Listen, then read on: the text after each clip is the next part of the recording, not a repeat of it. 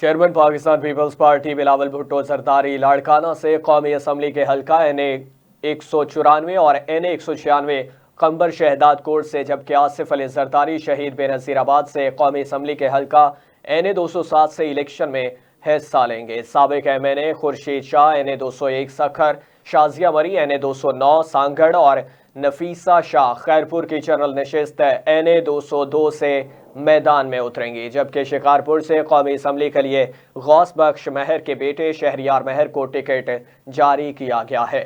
کراچی سے قومی اسمبلی کے حلقہ این اے 230 آغا رفیع اللہ اور این اے 231 سے عبدالحکیم بلوچ، این اے 242 کومیاڑی سے عبدالقادر مندوخیل اور این اے 243 سے عبدالقادر پٹیل الیکشن میں حصہ لیں گے۔ نبیل گمبول کراچی سے این اے 239 اور جام عبدالکریم جوکھیو این اے 229 سے انتخابات میں حصہ لیں گے۔